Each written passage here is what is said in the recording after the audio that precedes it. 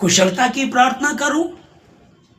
मुझको तो जबरदस्त गोबर खिला दिया, मैं कैसे इस कुशलता की प्रार्थना करूंगा? आप इतनी जितनी भी इस समय ग्रुप में जुड़े हुए हैं, अलग अलग जगहों से, हरियाणा से, पंजाब से, है ना, जो लखनऊ से, झारखंड से, पुणे से, जितने भी लोग जुड़े हैं, अभी ध्यान से समझिएगा, इसको ध्यान से समझिएगा। आपके पति को एक 7 साल का बेटा, एक 9 साल का बेटा है, जिंदा जला करके मार दिया गया है। क्या कहेंगे आप मसीह हैं, मुझे पता वही कहेंगे जो यीशु मसीह ने कहा है। फिर भी मैं ये कहना चाहता हूं आप लोगों को कि एक बार सोचिए, हमारे पास अधिकार है, जिस देश में मैं तुम्हें लेकर के गया हूं, हमको प्रार्थना करना है। परमेश्वर, हमारे भारत के देश के प्रधानमंत्री, मुख्यमंत्री, जितने अधिकारी, परमेश्वर उन सबों को सद्बुद्धि प्रदान कर, खुदावंद को बुद्धि दे, ताकत दे प्रभु राजा, वो अपने काम को बहुत अच्छे से कर सके प्रभु जी। खुदावंद, आपकी इच्छा जैसे स्वर्ग में पूरी जमीन पर प्रभु राजा, उन सबों के जीवन से हो जाए। उनके कुशल का यत्न किया करो, कोशिश किया करो उनके कुशलता के लिए, उनके लिए प्रार्थना किया करो उस जगह में जहां मैंने तुमको बंदी बना करके भेज दिया है। ध्यान से समझिएगा, ये बहुत बड़ी जीत है। बदला लेना बहुत आसान है। मेरा परमेश्वर कह रहा है कि क्या मैं अभी अपने पिता से प्रार्थना नहीं कर सकता? क्या अभी वो स्वर्ग की 72,000 सेनाओं को नहीं भेज सकता? उससे अधिक नहीं, हाँ भेज सकता है तब, लेकिन वो वचन कैसे पूरा होगा? धरती पर एक उद्धारकर्ता, एक मसीहा जो आया, वो मसीहा अंधा अंधे को मार्ग नहीं दिखा सकता। तो मेरा बाप, मेरा आपका बाप जो यीशु मसीह, यदि वो भी अंधा बन जाता तो वो कैसे मार्ग दिखाता? वो पहले उसने जैसे कहा वैसे ही किया। उसने उस समय में भी प्रार्थना किया, वो तब भी प्रार्थना करा था, अब भी प्रार्थना कर रहा। बाइबल बता रही है कि जब वो क्रूस पर था तब भी उसने कहा, हे पिता इन्हें क्षमा कर, क्योंकि नहीं जानते क्या करते हैं। और आज भी पिता की दाहिनी ओर बैठ करके मेरे और आपके लिए विनती कर रहा है, हे पिता इन्हें क्षमा करिए, नहीं जानते क्या करते हैं। जाओ जाकर के सारे जाति के लोगों को शुभ समाचार प्रचार करो, उनको पिता, पुत्र, पवित्र आत्मा के नाम से बपतिस्मा दो। धर्म परिवर्तन नहीं, मन परिवर्तन करना है। सबसे पहला यीशु मसीह का संदेश, उसने क्या कहा? मत्ती की पुस्तक 4:17 में उसने कहा, मन फिराओ क्योंकि स्वर्ग का राज्य निकट आया है। वो उस समय बोल रहा था, वो आज भी वचन 2026 वर्ष पूर्व भी वही था। अपने शत्रुओं के लिए प्रार्थना करो, अपने सताने वालों के लिए प्रार्थना करो, आज भी वही वचन है। हम परमेश्वर का धन्यवाद देते हैं कि हम भारत देश में हैं।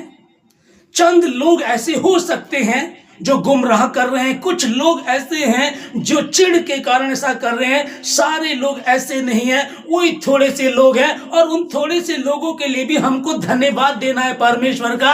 हे प्रभु, तेरा धन्यवाद, तूने ऐसे लोगों को रखा है, क्योंकि ऐसे लोग हैं तो काम करना समझ में आता है। अरे भाई, गोलियत नहीं होता तो दाऊद राजा नहीं बनता, वो चरवाही बना रहता। अगर गोलियत है, अगर विरोध है, अगर प्रॉब्लम्स है, अगर दिक्कत है हमारे आपके जीवन में, तो धन्यवाद करें परमेश्वर का। और उसने कहा, तुम किसी ऐसी परीक्षा में नहीं पड़े जो मनुष्य के सहने से बाहर है। परमेश्वर तो सच्चा है, जो परीक्षा के साथ साथ निकास भी करता है कि तुम इसको सह सको। जिस देश में मैंने तुम्हें भेजा उसके लिए प्रार्थना किया करो।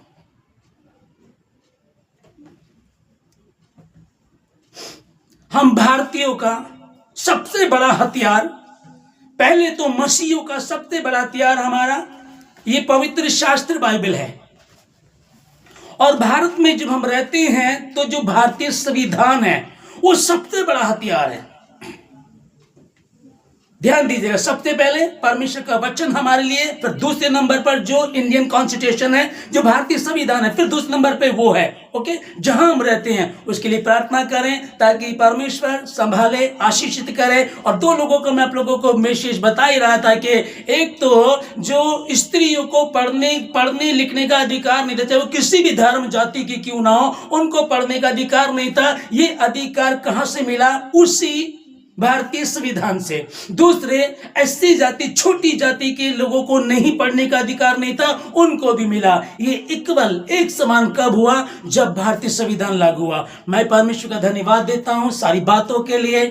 और आप सबों को जितने समय मुझे सुन रहे हैं, ये 77वां गणतंत्र दिवस आपको बहुत बहुत मुबारक हो। परमेश्वर आप लोगों को आशीष दे और हम धन्यवाद दे परमेश्वर का सारी बातों के लिए। प्रार्थना करें अपने देश के लिए, अपनी आंखों को बंद करेंगे, धन्यवाद देंगे। Thank you Jesus. सर्वशक्तिमान परमेश्वर आपका धन्यवाद देते पिताजी सारी बातों के लिए, आज के दिन के लिए, सुंदर समय के लिए परमेश्वर, इस दिन के लिए प्रभु राजा। वैसे तो परमेश्वर हर क्षण हर पल में आप हमको संभालते हैं प्रभु राजा, आपकी दी हुई सांसों से हम चलते हैं परमेश्वर। मैं धन्यवाद देता हूं, तो भी चूंकि आपने कहा जिस जगह में तुमको बंदी बना करके रखा, मैंने तुमको उस देश की कुशलता के लिए यत्न नहीं किया करो, अपनी यहोवा से उस देश की कुशलता के लिए प्रार्थना किया करो। परमेश्वर प्रार्थना करते प्रभु राजा अपने देश भारत के लिए प्रभु जी, कि तेरी मर्जी इस देश से पूरी हो जाए, तेरी इच्छा जैसे आसमान में पूरी जमीन पर परमेश्वर हमारे भारत देश से हो जाए।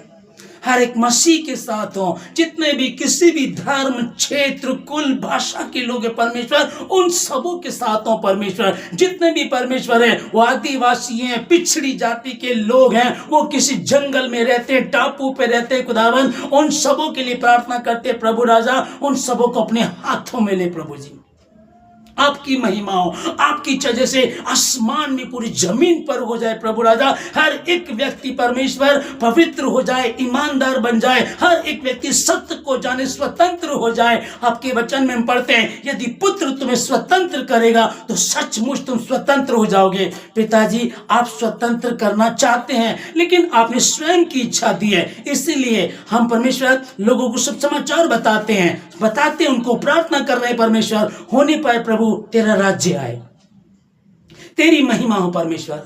धन्यवाद देते प्रभु, आप मसीह के राजदूत हैं। खरी प्रार्थना परमेश्वर से प्रभु, अपनी महिमा को ले, अपनी योजनाओं को पूरा कर। भारत देश में तूने हमको रखा परमेश्वर, मुझे चुना परमेश्वर। आप छोटी जाति से क्या बड़ी जाति से, आप अनपढ़ है कि पढ़े लिखे हैं, इससे मतलब नहीं है। परमेश्वर ने आपको चुन लिया है और अब आप परमेश्वर की संतान है। प्रार्थना करें कि प्रभु हम सबों को अपने हाथों में ले, अपनी योजनाओं को पूरा करें। तेरी इच्छा जैसे स्वर्ग में पूरी होती धरती पर हम सबों के जीवन से हो जाए। जाने अनजाने की गलतियों को क्षमा करें। 2025 में यदि हमारी प्रार्थना कम थी, हमने कम बोझ लिया, हम 26 में और अच्छे से बोझ को लें और इस वचन को लेकर के चले कि हम बंदी हैं। यहां हमको प्रार्थना करनी है परमेश्वर से इस देश की कुशलता के लिए, अपने परमेश्वर यहोवा से यत्न करना है। Thank you Jesus. धन्यवाद देते पिताजी सारी बातों के लिए, सारी आदर महिमा आपको देके धन्यवाद के साथ प्रार्थना यीशु मसीह के नाम से मांगते हैं, आमीन। Thank you.